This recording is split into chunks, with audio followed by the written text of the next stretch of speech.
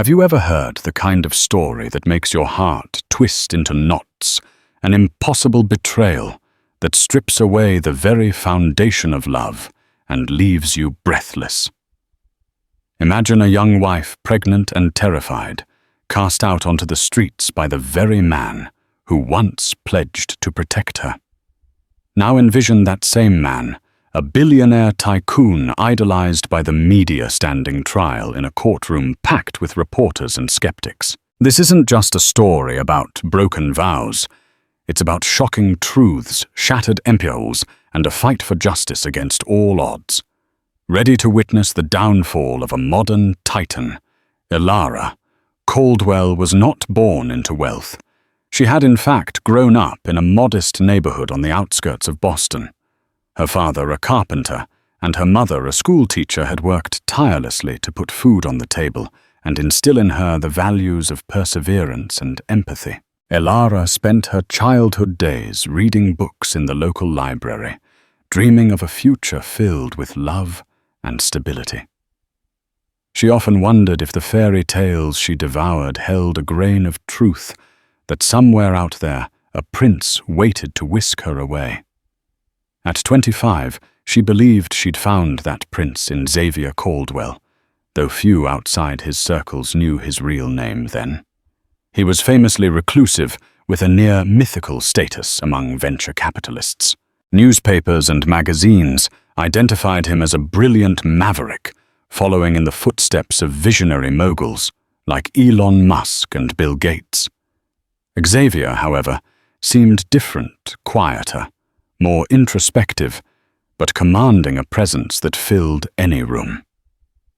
Their whirlwind romance began when Elara was invited to a charity gala by a friend who thought she needed some excitement in her life. She had never stepped foot into such an opulent venue. Crystal chandeliers, gold-lined pillars, and the hum of classical music swirling in the background. Xavier spotted Elara in a corner, nursing a glass of sparkling water. His first words to her were disarmingly simple. "I'm Xavier. You look like you're about to run for the door." A short conversation turned into an hour, then two. He was unlike anyone Elara had ever met, polished, articulate, and impossibly wealthy. Yet it was his vulnerability that drew her in. He spoke of big dreams, building a tech empire that would reshape global commerce, revolutionizing e-commerce platforms, AI, real estate, you name it. But he also confessed a relentless loneliness, a burden that came with the kind of success that turned friends into opportunists and family into distant acquaintances. Their courtship was rapid. Within months, Xavier proposed in front of a small gathering at a beach house in Malibu. The sky had blushed with pastel hues of pink and orange as he knelt on one knee. Though they'd been together for only a short while, she accepted. The ring was a symbol of his wealth, a flawless diamond that sparkled like a star. But Elara told herself it was the man, not the money, that captured her heart. They married quietly. No prying eyes, no paparazzi. Just a simple ceremony held in Xavier's garden, where he promised her a life of comfort, love, and partnership. He insisted that their union was more than just an alliance of convenience. He swore she was the missing piece to his restless soul. For a fleeting moment, Elara felt like the happiest woman in the world. But from the outset, something in Xavier's world felt controlled, orchestrated, as if the man behind the empire always needed to maintain the upper hand. Friends often joked that he was a chess grandmaster in business, adept at anticipating moves 5 steps ahead of his competitors. It turned out he played the same cunning game in his personal life.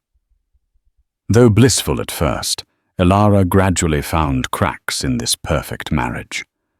She noticed how staff tiptoed around Xavier, their eyes perpetually glued to the floor, as if any misstep would trigger dire consequences.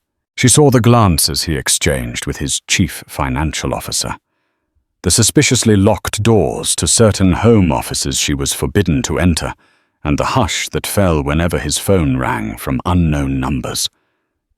Then came the day that changed her life forever, when she discovered she was pregnant.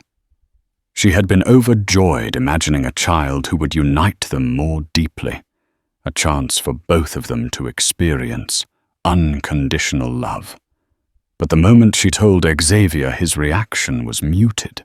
He offered her a stiff embrace, congratulated her, and then excused himself to make a call. That moment planted the first seed of doubt in Ilara's mind about whether she truly belonged in his carefully constructed world. What she never could have predicted was that Xavier was about to dismantle her life with the cold detachment of a man closing out a failed business deal. Their marriage might have been a union of hearts for her, but for him, it was turning into something else entirely. A week after Ilara's pregnancy test, she woke up to an unsettling silence. Typically, Xavier's personal chef would be bustling in the kitchen, preparing elaborate breakfasts. His driver, Mikhail, would already be waiting outside black SUV, polished to a shine, ready to whisk Xavier off to his office. There would be staff scurrying around, tidying, dusting, fluffing pillows. Yet on this morning, the house was so quiet that Ilara could hear the hum of the air conditioning. Cautiously, she navigated the marble-floored corridors. The luxurious home, typically buzzing with controlled commotion, felt as vacant as an abandoned museum.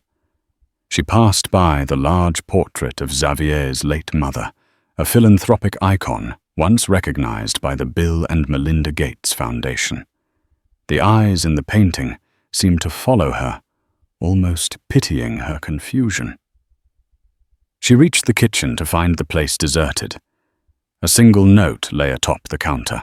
The message in neat calligraphy read, "Madame, we have been instructed to cease our duties until further notice. We wish you well." It was signed by head butler Robert, a man who had always shown Ilara kindness. Heart pounding, Ilara raced to Xavier's home office, one of the few rooms not locked. She found it stripped of nearly everything. Only an empty desk remained where a half-dozen monitors once glowed. The shelves which held thick portfolios and international business contracts were bare. All that remained was a single sealed envelope addressed to her. Her hands trembled as she opened it. The letter was from Xavier's legal counsel, not from Xavier himself. It spoke in formal, frigid language. "Effective immediately. All marital obligations are suspended. Mrs. Caldwell is advised to vacate the premises. Further communication will be handled through my office." She read the paragraphs in disbelief, struggling to reconcile the meaning of these words with the man she'd called husband. Her mind raced. Perhaps Xavier was in trouble. Maybe he had to flee the country on urgent business, or maybe he was protecting her from something. She tried to muster any scenario that would make sense beyond the plain meaning of those letters that her husband was effectively kicking her out, pregnant and alone. In a panic, she made calls to Xavier's personal phone, his CFO, even the receptionist at his corporate headquarters.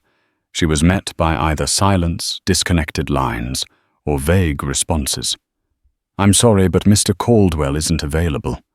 She found her personal belongings, clothes, keepsakes, even her wedding ring neatly packed in suitcases and stacked near the entrance. Next to them lay an eviction notice stamped with official seals. She crumpled to the floor in disbelief. How could a man she loved, someone who said he needed her, push her away in such a cruel, calculated manner? Desperation led her to dial old acquaintances, but her calls went straight to voicemail.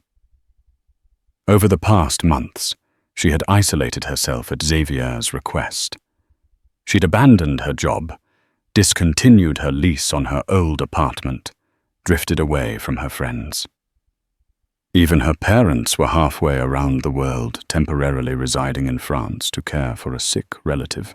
She was in short alone, in a city that revered her husband as a tech luminary and philanthropic genius with no one to turn to. Soon security guards arrived, men she recognized from the estate's perimeter. They politely but firmly escorted her out. No violence, no shouting, just the sort of business-like efficiency that had always characterized Xavier's dealings. Within minutes, Elara stood on the sidewalk with 2 suitcases and nowhere to go. The gates to the Caldwell mansion closed behind her with a final resounding click. She stared at the grand facade, tears streaming down her face, uncertain of how she would survive the day, let alone care for the child growing inside her. In that single morning, Elara realized she was being treated not as a wife, but as a cast-off accessory to be disposed of. Her heartbreak quickly morphed into shock, then desperation. This was a world that worshipped Xavier's intellect and philanthropic gestures. Who would even believe that he would do something so vile? She glanced at her phone full battery, yet no calls or texts. She gazed at her wedding band, ironically symbolizing unity and devotion, now just a cold piece of metal on her finger.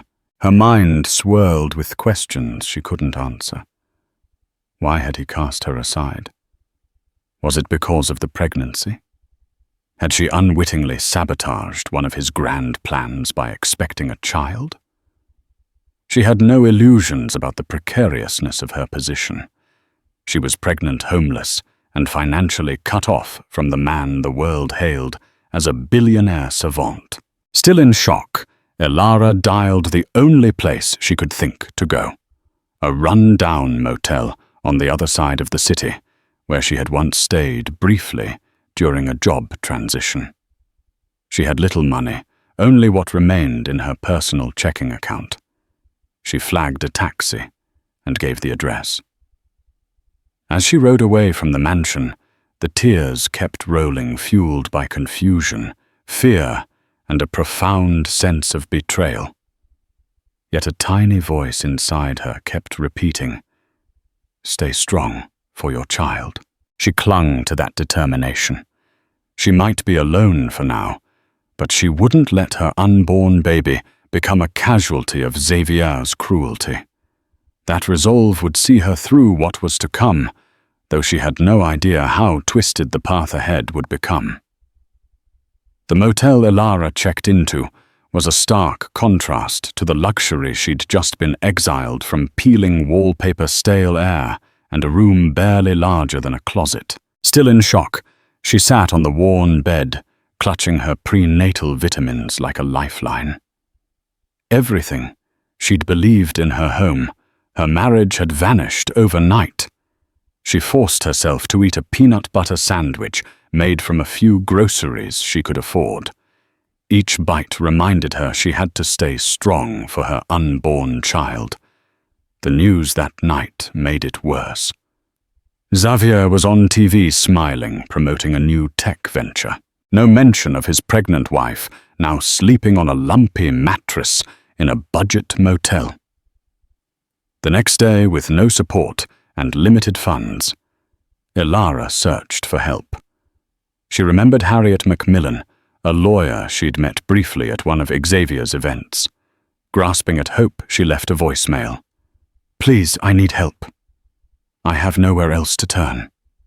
With that message, Elara began to fight not just for survival, but for justice. 2 days later, Elara was finishing a cup of lukewarm tea in her cramped motel room when her phone buzzed. She nearly dropped it in her haste to answer. A cool, professional voice came through. "This is Harriet Macmillan, returning your call." "Elara, isn't it?" Relief flooded Elara. She briefly recapped her situation, trying to keep her voice steady. Harriet listened intently, only interrupting to ask clarifying questions about the timeline, the nature of the eviction, and whether Elara had any prenuptial agreements. Finally, Harriet spoke, her tone measured but firm. "I'd like to meet with you in person. My office is in downtown Boston. Bring any documents you have." Elara's finances were in dire straits, but Harriet insisted that the first consultation was free. Gathering her courage and her legal papers, mainly the marriage certificate, a copy of the eviction notice, and the letter from Xavier's counsel, Elara made her way downtown. The ride on public transportation took nearly an hour, weaving through the bustling city that felt so alien now, considering her recent eviction from a life of privilege. Harriet's office sat in a sleek, modern building. Elara's nerves intensified as she stepped inside, worried that everyone would see her as a penniless cast-off. But Harriet herself greeted Elara in the waiting area with a warm handshake. She was a tall woman, with sharp features exuding an air of unwavering confidence. Her short-cropped hair and tailored pantsuit suggested someone who thrived in the corporate world, a far cry from the disheveled, frightened person Elara felt like at that moment. In a private conference room, Harriet laid out a notepad and began to ask more detailed questions. She didn't flinch when Elara described how Xavier had locked up entire sections of the house, or how the staff had mysteriously vanished.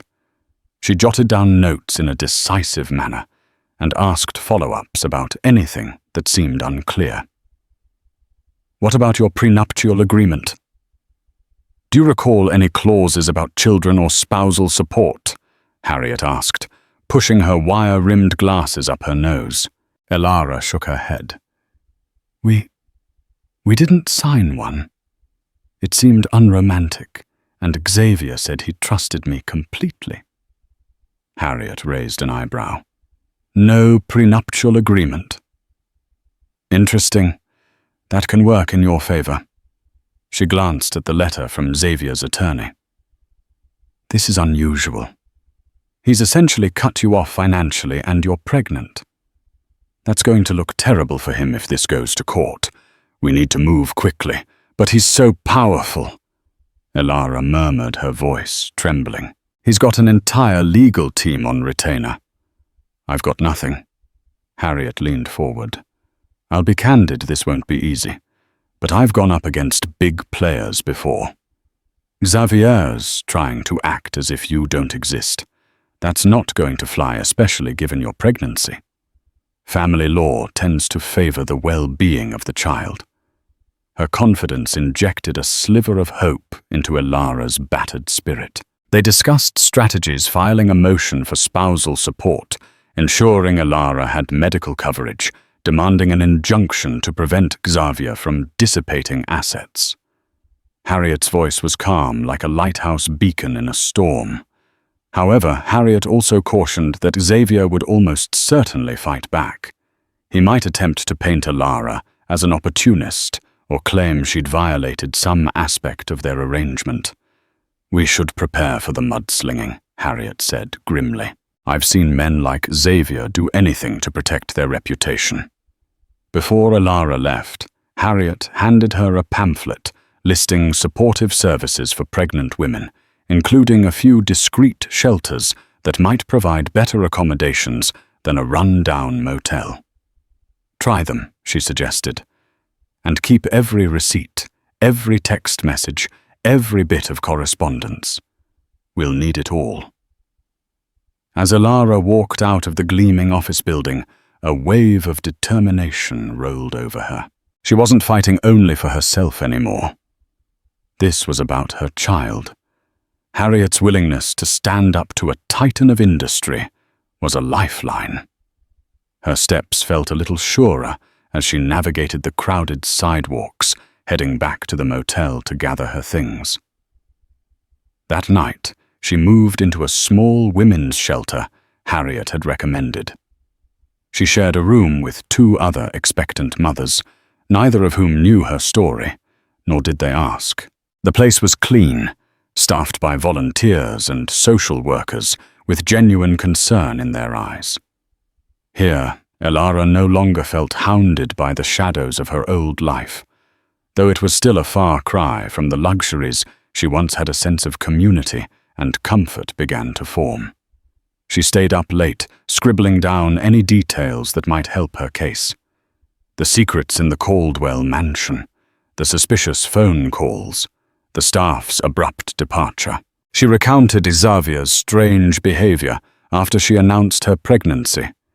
Everything down to the smallest detail might matter. As the clock ticked past midnight, she felt a flicker of hope. Harriet believed in her case. Maybe a judge would too. But deep down she sensed that Xavier wouldn't let her off that easily. A man who built an empire by outmaneuvering everyone in business wouldn't just yield in the face of a legal fight. The stakes were about to get even higher and more dangerous. The seeds of a coming storm were planted, and Elara braced herself for whatever chaos was about to unfold. The first court hearing took place on a brisk grey morning. Clouds loomed overhead, as if reflecting Elara's somber mood. She arrived with Harriet by her side, gripping a binder of documents so tightly her knuckles turned white. In the hallway, she caught a glimpse of Xavier for the first time since her eviction. Dressed in a bespoke suit, he cut an imposing figure, scanning the crowd with calm indifference. Their eyes met only briefly, and a wave of nausea hit Elara. Not just from her pregnancy, but from the magnitude of his betrayal. As the hearing commenced, Harriet outlined the basic facts. Elara was pregnant, with no income evicted from her marital home. She sought temporary spousal support and medical coverage. The opposing counsel, a polished man named Douglas Hargraves, argued that Elara had voluntarily vacated the premises. He even claimed she had adequate financial resources and that the pregnancy was not conclusively verified. At that, Elara's mouth fell open. Not conclusively verified. She had medical records, ultrasound images, everything. Harriet quickly produced evidence of her pregnancy test results and an OB-GYN's report, effectively shutting down Hargraves's smirking insinuation. The judge, a stern but seemingly fair woman named Judge Helena Connors, frowned at Hargraves's tactics and instructed both parties to focus on the matter at hand. The hearing concluded with Judge Connors granting Elara a modest monthly stipend for her living expenses until the next court date, as well as ordering Xavier's insurance to cover her prenatal care. A small victory, but enough to lift Elara's spirits. Harriet whispered, "We'll build from here," as they left the courtroom. But the fight was far from over. Over the next few weeks, Harriet discovered a labyrinth of corporate entities and trusts behind Xavier's empire. Shares were distributed among shell companies. Real estate holdings were in offshore accounts, and assets shifted daily. It was a puzzle only a skilled financial sleuth could decode. Xavier was clearly trying to bury any semblance of personal wealth behind complex legal structures, so Elara would have little to claim. Meanwhile, the media caught wind of the hearing. Headlines emerged, philanthropic tech mogul's marital troubles, but the coverage remained sympathetic to Xavier. Gossip blogs speculated that Elara was a gold digger seeking a quick payout. Social media erupted with rumors that she'd been unfaithful. Strangers hurled insults at her, online calling her manipulative or labeling her pregnancy a trap. The onslaught of negativity stung especially when she was already feeling vulnerable. Harriet advised Elara to stay off social media. "People are going to have opinions," she said kindly, "and they'll make up stories to entertain themselves. Focus on what matters, building our legal case and taking care of your health." Despite the emotional toll, Elara pressed on. She found a part-time job typing transcripts for a small publishing company, just enough to keep herself busy and earn a little money.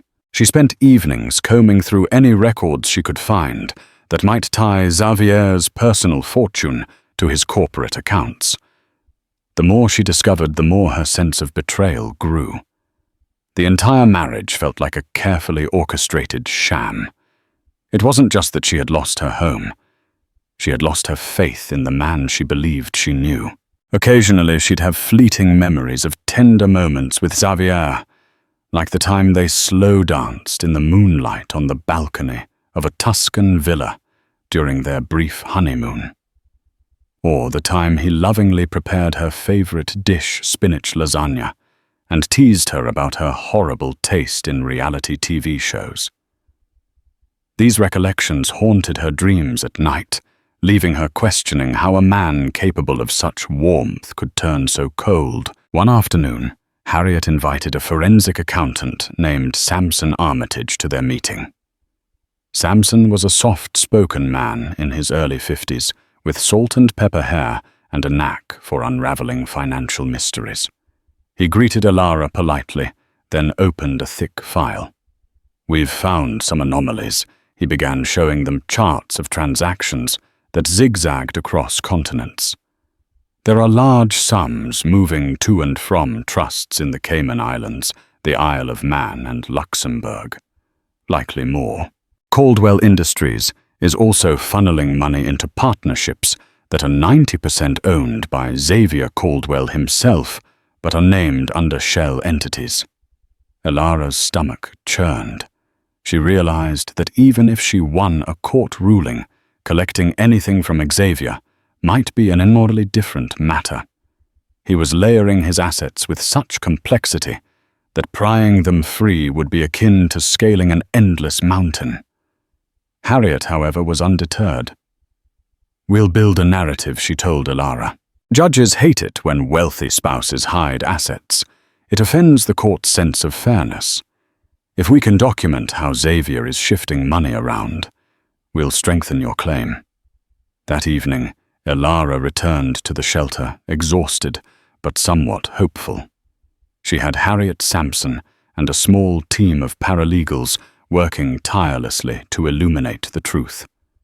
Although the media storm raged on, Elara was learning that public opinion ebbs and flows. The courts at least required evidence, not hearsay. She reminded herself, "Stay strong. Protect your child. Fight for justice." The legal labyrinth was complex and daunting, but she vowed not to let Xavier's empire crush her without a fight. Step by step, she was inching forward, fueled by a mixture of determination and maternal instinct. The next courtroom battle would be the true test of her resolve, and maybe, just maybe, the key to unraveling Xavier's carefully guarded secrets. The next few weeks brought an unsettling tension to Elara's life. Though she continued to live at the shelter and work part-time each day, felt like walking through a minefield. On the surface, she was coping, eating as well as she could, attending prenatal checkups, and meeting regularly with Harriet. But underneath a low-grade dread shadowed her every move. She'd seen the depths of Xavier's ruthlessness, and she had no illusions that he'd remain passive. Sure enough, the rumor mill churned faster. Speculative tabloids picked up a mysterious story. Billionaire's wife, linked to former flame, accompanied by grainy photos of Elara from years ago, standing beside an ex-boyfriend at a college party. The piece insinuated that the child might not be Xavier's. Even more disturbing were mentions of discovered diaries where Elara allegedly penned fantasies of wealth and social climbing. The diaries, of course, were entirely fabricated, and Harriet moved swiftly to issue a cease and desist. But the damage was done. In the court of public opinion, where sensational headlines thrive, the story gained traction. Elara's stress soared. She worried that even if these rumors were false, the courts might be swayed by the surrounding noise. Harriet, sensing her fear, reassured her that real judges require credible evidence, not tabloid gossip. "But it's not just about the law," Harriet lamented. "Xavier knows how to manipulate narratives. We've got to stay vigilant. Meanwhile, Samson continued dissecting Xavier's financial labyrinth. He discovered that Caldwell Industries had recently launched a major philanthropic initiative, a $200 million donation to a global education fund publicly lauded by high-profile figures, including Warren Buffett. The news overshadowed the scandalous rumors painting Xavier as a benevolent philanthropist. Elara recognized this as a well-timed publicity stunt, possibly orchestrated to steer attention away from her pending lawsuit. Still, she found allies in unexpected places. A journalist named Martin Ross from the Boston Herald approached her discreetly, claiming he had evidence of corporate malfeasance within Caldwell Industries. Over a coffee in a quiet cafe, Martin confided that rumors of insider trading and shady mergers had been circulating for months. "I can't print anything yet," he said, sipping his coffee. "But if I get something solid, I'll blow this wide open." Elara was wary. She didn't trust easily anymore, especially not journalists, given the tabloids' treatment of her story. But Martin handed her a business card and said, "If you learn anything that ties Caldwell to these alleged crimes, call me." "We both want the truth." She tucked the card into her pocket, unsure if she'd ever use it.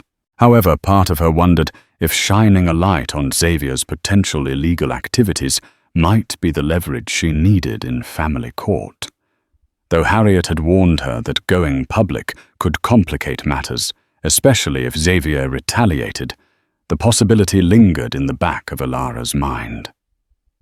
One morning, Harriet invited her to a strategy session in the same conference room they often used. Samson was there, as well as Harriet's paralegal Tina. The atmosphere was tense. Harriet cut to the chase.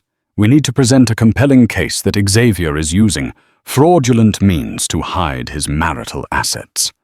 With the evidence Samson has gathered so far, we can request a subpoena for additional financial records." Samson chimed in, "We'll need forensic imaging of certain computers and servers. If the court grants it, we'll have a better chance of uncovering how he's diverting funds." Elara nodded, though she felt overwhelmed. "And then what?" Harriet exhaled. "Then we confront him in court. He either opens the books or he faces judicial penalties. But don't forget, he'll throw everything he has at us. His lawyers, the media, public opinion. This is going to be war." Despite the looming battle, Elara felt a spark of gratitude for Harriet and Samson's dedication. She couldn't have imagined a more committed team. They could have easily dismissed her case, seeing it as too risky or not lucrative enough. But something about her plight, perhaps the moral imperative to protect a pregnant woman from an unfeeling billionaire, kept them invested. Later that evening, back at the shelter, Elara found a moment of relative peace in the lounge area, sipping chamomile tea. A faint kick in her abdomen made her smile. The baby was growing stronger every day, and so was she in a way she'd never expected. She was standing up against one of the most powerful men in the city, maybe even the world, and she was still here, still fighting. Yet a disturbing thought crept in. If Xavier was capable of fabricating diaries and spinning rumors to discredit her, what else could he do? The next move might be even more devastating. As she lay in bed that night, listening to the rhythmic breathing of the other women in the shelter, her mind wrestled with a single question. How far would Xavier go to protect his empire? And would she and her unborn child survive the fallout? Weeks turned into months, and Elara's pregnancy advanced. Her belly was now visibly round, a reminder of the life pulsing within her. She tried to find solace in each gentle flutter and kick, forging a bond with her unborn child. Yet the legal and emotional battles showed no sign of relenting. Harriet had filed a motion for a more thorough financial disclosure from Xavier. The court responded by scheduling a major hearing, one that could force Xavier to submit detailed records. Xavier's legal team objected vehemently, claiming it was an invasion of privacy, but Judge Connors appeared unconvinced by their arguments. The stage was set for a legal showdown. One evening, Harriet called Alara at the shelter voice, crackling with urgency. "You need to come to my office. Samson discovered something big." Heart pounding. Alara hopped into an Uber and arrived at Harriet's building under a canopy of streetlights. She found Harriet, Samson, and Tina huddled around a laptop in the conference room, eyes locked on the screen. Samson beckoned her closer. "We've been sorting through some obscure corporate filings from Caldwell's affiliated companies," he began.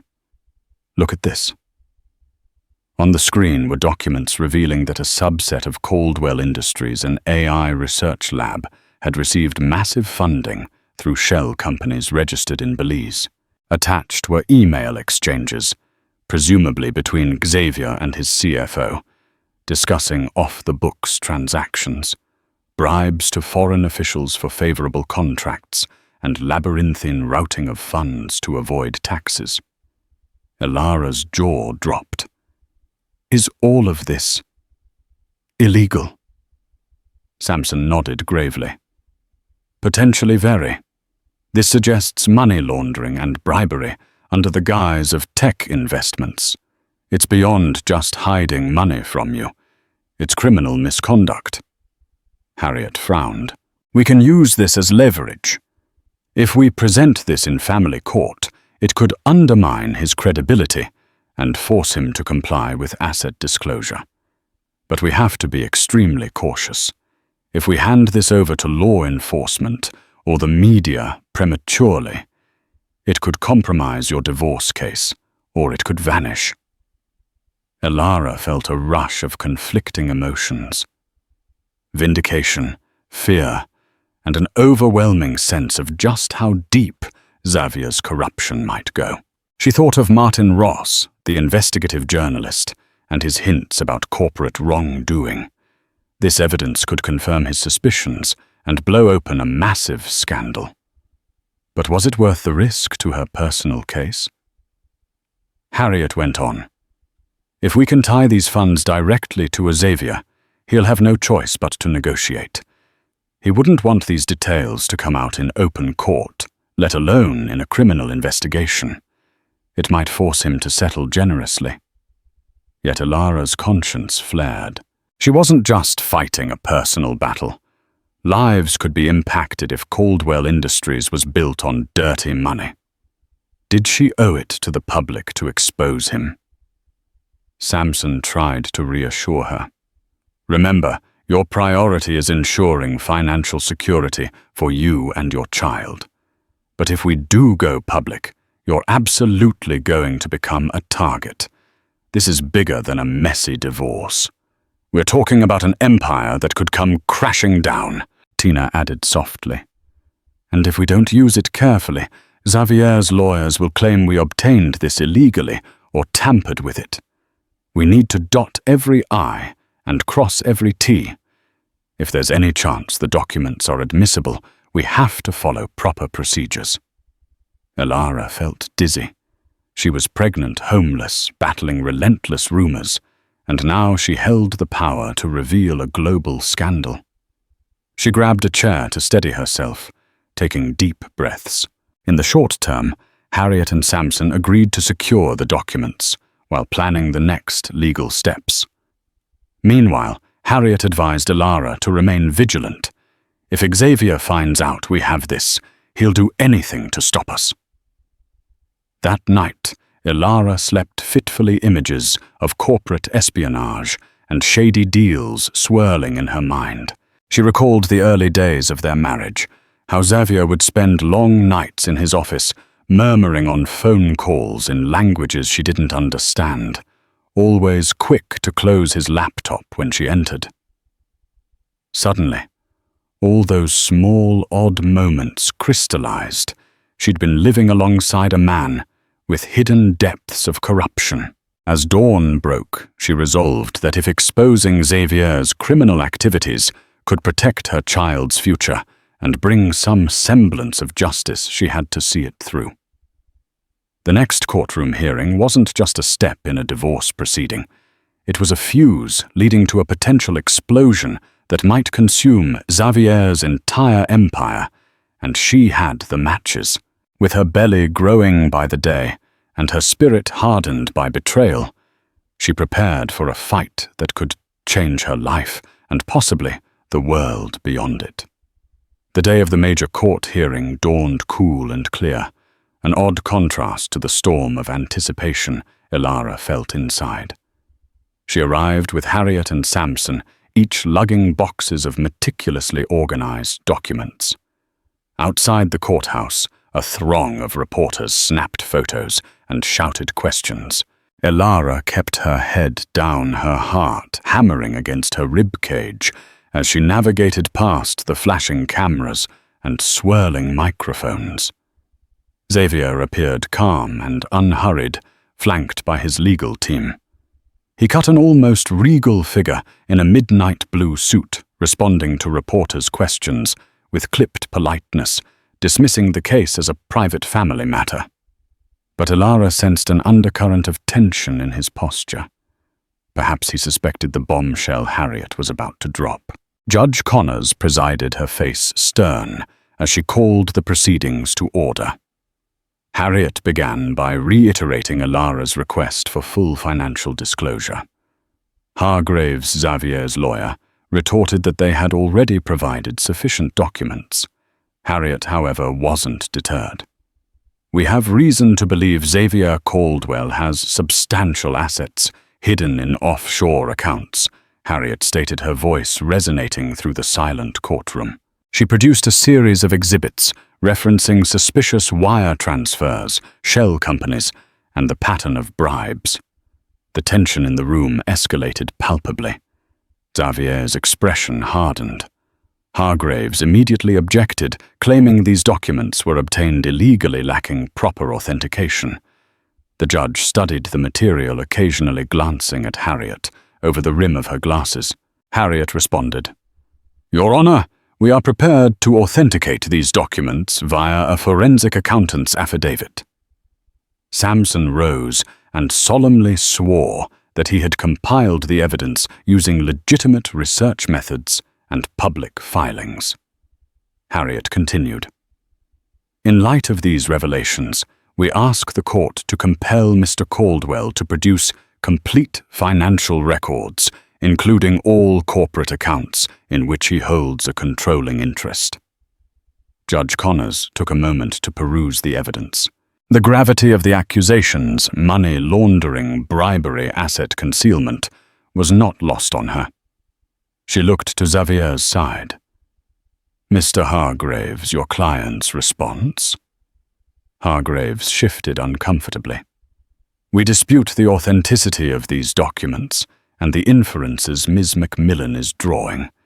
These are baseless allegations designed to smear my client.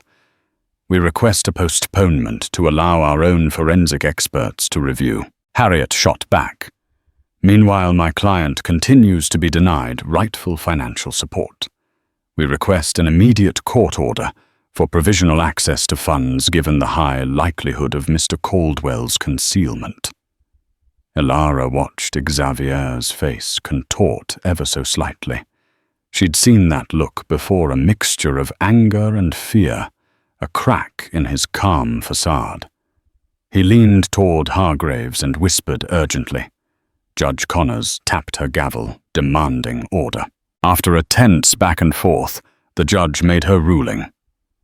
"I will order a thorough, independent audit of Mr. Caldwell's finances, with full cooperation required. Additionally, given the plausible evidence of asset concealment, I'm granting an increased temporary spousal support for Mrs. Caldwell to ensure her well-being throughout her pregnancy. The matter of final distribution of marital assets will be determined once the audit is complete." The gallery erupted in hushed murmurs. For Elara, It felt like the first major victory. Official acknowledgement that Xavier might be hiding significant wealth and that she was entitled to more support.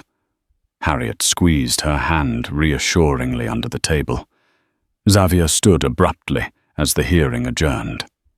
He shot a glare at Elara across the courtroom, a glare that promised retaliation. Hargraves tried to placate him, but he brushed his lawyer aside and strode out, cameras flashing in his wake. Outside reporters swarmed Elara and Harriet. The mood shifted. The scandal had become tangible. Harriet gave a brief statement, emphasizing that they trusted the legal system to bring the truth to light. Elara, trembling with relief and nerves, said nothing, letting Harriet's poised professionalism carry the moment. Once they were outside the media frenzy, Elara allowed herself a moment of triumph. They had forced Xavier's hand. An independent audit meant he couldn't bury his secrets forever. Yet a flicker of unease gnawed at her. Even cornered Xavier was a dangerous opponent. She feared what he might do next, personally or professionally, to reclaim the upper hand. But for now, victory tasted sweet, especially after weeks of relentless anxiety. Harriet treated Elara and Samson to a quiet lunch in a small bistro. Over salads and mineral water, they exchanged cautious smiles and talked about next steps. They'd have to stand firm through the audit, respond to each legal challenge, and keep forging ahead until a final settlement was reached, or until Xavier's entire web of deceit unraveled.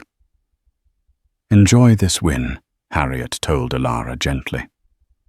"But don't let your guard down. The real battle has just begun."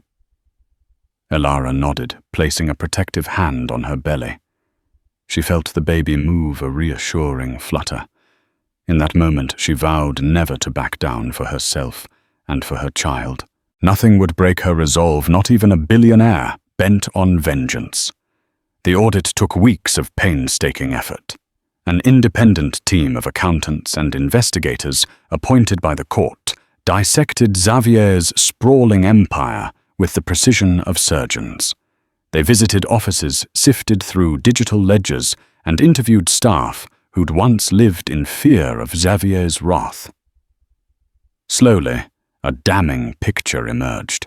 Illegal bribes to foreign officials, tax evasion, and money laundering all came to light. Anonymous whistleblowers, some likely motivated by Xavier's arrogant treatment of subordinates, came forward with additional evidence.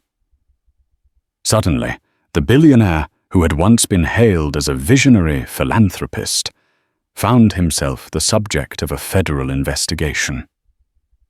News outlets latched on to the unfolding scandal.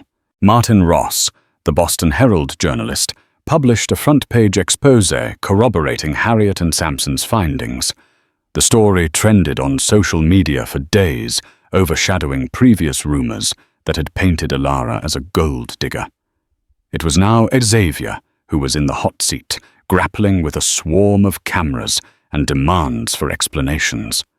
Caldwell Industries' stock plummeted.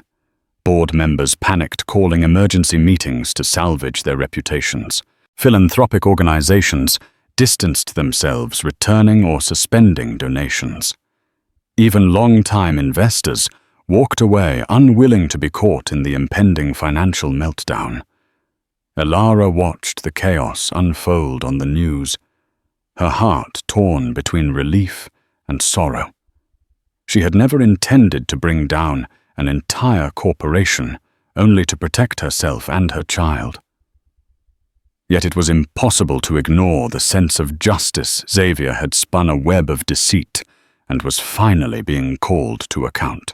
As the net closed in Xavier's once untouchable aura shattered, federal agents raided corporate headquarters, seizing computers and boxes of files. Rumors of indictments circulated. Reports suggested Xavier might face years in prison for fraud, embezzlement, and conspiracy. Hargraves tried to stem the tide with statements of innocence, but every day brought new incriminating evidence. Meanwhile, in family court, Xavier's position had never been weaker. Judge Connors held a follow-up hearing to assess progress on the financial audit. With the federal investigation looming, it was clear Xavier's empire was on the brink of collapse. Harriet requested a swift resolution to Ilara's divorce, including substantial settlements to ensure the child's future. Hargraves, trying to negotiate, offered a settlement that included a lump sum and a trust fund for the baby. During an off-record negotiation session, Xavier himself showed up looking haggard and less composed than ever. Gone was the charismatic veneer. His eyes were bloodshot, and lines of stress etched his face. He glared at Ilara, saying nothing at first. Then in a subdued voice he managed, "You've destroyed everything I built." "Are you happy?" Ilara felt a swirl of conflicting emotions. Part of her wanted to lash out, to remind him that he was the one who had thrown her onto the streets, pregnant and terrified. Another part only felt pity for a man so consumed by power that he'd lost his humanity along the way. She mustered a calm response. "I only wanted what was fair for me and our child. You made the choices that led here, not me." Hargraves cut in, trying to salvage the moment. "Let's keep this civil, folks." He laid out the settlement terms. They included a sizable cash payment, a monthly stipend, and a promise to establish a trust in the child's name. It was more than what Ilara had ever dreamed of receiving, but Harriet sensed an opportunity to push further. If Mr. Caldwell truly wishes to avoid further litigation and possible repercussions in criminal court, he should agree to a significantly larger settlement, Harriet said, her voice unyielding. Hargraves spluttered objections, but Xavier sighed, looking deflated. "Fine," he muttered, his voice barely audible. By the end of negotiations, Ilara was set to receive a life-changing sum. The details would be ironed out formally in court, but for the first time since she'd been cast out of the mansion, she felt a profound sense of relief. She no longer had to fear homelessness or an uncertain future for her child. Yet she didn't feel triumphant. Watching Xavier slump in his chair, she realized how ambition and deceit had corroded his soul. His downfall was tragic, even if it was deserved. This wasn't just the end of a marriage. It was the implosion. Implosion of an empire built on lies. Harriet reminded Ilara to keep her composure as they left the negotiation room. Outside, paparazzi flashed cameras, hungry for a glimpse of the once powerful couple at war. Ilara shielded her face, thinking of the child in her womb. This battle might be nearly over, but a new life awaited, a life she had to protect and nurture, free from the shadows of Xavier Caldwell's empire. That night, back at the shelter, she gently packed her belongings. She would soon have the resources to rent an apartment or even buy a small home. Tears welled in her eyes, not of sadness, but of release. For all the heartbreak and fear, she had emerged on the other side, resolved to raise her child with love, honesty and dignity, values that money, for all its power, could never replace. In the weeks that followed, Ilara moved into a modest but comfortable apartment in a quiet neighborhood on the outskirts of the city. Sunlight streamed through the windows onto simple furniture, a second-hand couch, a thrift store dining table, a crib. She carefully assembled piece by piece. She felt a mix of pride and gratitude every time she glanced at the baby's growing space, complete with soft blankets and a few plush toys. Her legal divorce from Xavier was finalized in a low-key court proceeding. The settlement funds, monitored by a court-appointed trustee, were placed into Ilara's account. A significant portion was also allocated into a secure trust for the child's education and future well-being. Xavier himself was conspicuously absent, reportedly preparing for a potential criminal trial. Elara signed the final paperwork with Harriet by her side, tears silently rolling down her cheeks. With a few swipes of a pen, she was no longer Mrs. Caldwell, but Elara, the independent woman she once was, yet stronger than ever before. Media coverage of Xavier's impending criminal charges escalated. Each news segment highlighted the staggering list of alleged crimes. Caldwell Industries teetered on the edge of bankruptcy, board members resigning en masse.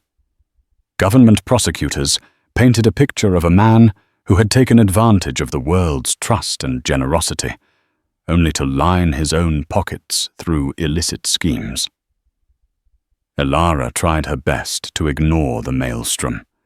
She attended prenatal classes, practicing breathing exercises and learning about childbirth. She made friends among the other expectant mothers, forging bonds that felt more genuine than the superficial social circles she once inhabited. Sometimes, she caught glimpses of a tabloid on a newsstand, headlines like "Caldwell's Empire in Ruin" or "Billionaire's Betrayal." She walked past, uninterested in the lurid details. For her, the story was old news. She was focused on the road ahead. One afternoon, she met Harriet for tea. It had become a friendly tradition. No more stiff conference rooms or frantic phone calls, just two women who'd weathered a storm together.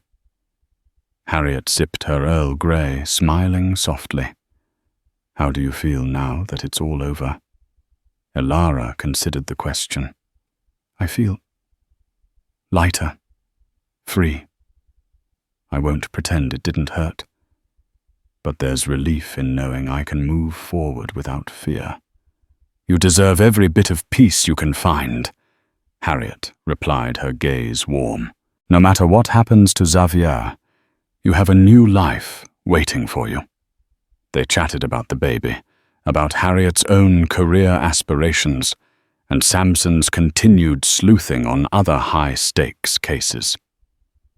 Elara learned that Harriet had taken on more pro bono work since Elara's case, driven by a renewed sense of purpose in helping those who couldn't fight for themselves. Later that evening, while folding tiny onesies in the nursery corner of her apartment, Elara felt a sudden shift in her abdomen. A contraction, a real one. Then another. Panic flickered through her. The doctor had warned her she was close to her due date, but somehow it still caught her by surprise. She texted Harriet, who immediately offered to drive her to the hospital. The next hours blurred as she breathed through waves of pain, guided by a compassionate nurse and an obstetrician on duty. Harriet stood by her side, phone in hand, reassuring her. Elara held on to Harriet's arm and pressed through each contraction, sweat beading on her forehead. Finally, with a final powerful push, the cry of a newborn filled the room. "It's a girl," the doctor announced. They placed the tiny wailing infant on Elara's chest. Overwhelmed by emotion, Elara cradled her daughter with tears streaming down her face. In that moment, all the trials, betrayals, and heartbreak faded in the presence of pure, unconditional love. Harriet discreetly stepped out, giving them space. Elara studied her daughter's delicate features, the small nose, the scrunched eyes, the wisps of dark hair. She whispered a promise to raise her with honesty and kindness, to protect her from the lies and cruelty that once entangled their lives. In the days that followed, she brought her daughter home to their humble apartment. Each morning she awoke to soft coos and the warmth of new beginnings. Life wasn't perfect. She was a single mother starting from scratch. But she carried no illusions this time. She knew hard work and determination lay ahead. Yet in that simplicity, there was an honesty that made her heart soar. Looking back, she realized the end of Xavier Caldwell's empire was also the genesis of her own story, one marked not by money or prestige, but by resilience and hope. Each step she took now was grounded in a truth she'd earned through pain and perseverance. She would never again be the naive woman who believed in fairy tale promises. She was her own hero, writing a brand new chapter for herself and for the tiny life in her arms. Never let anyone tell you that your life's worth is measured by someone else's wealth, power, or status. Elara's journey through betrayal, homelessness, and heartbreak proves that true strength lives within us, even when we think all is lost. In the face of monstrous adversity, she found the courage to fight back, to stand up for her rights, and ultimately to break free from a web of deception that had once seemed inescapable. Her courtroom triumph wasn't just about a legal victory. It signaled the dawn of a new life free from fear. Now a devoted mother, Elara, holds her baby close, embracing a future shaped by resilience and self-respect. If her story moved you, remember we all have the power to rise above life's most harrowing challenges. So please like, share, and subscribe to our channel together. Let's spread stories of hope and empowerment far and wide.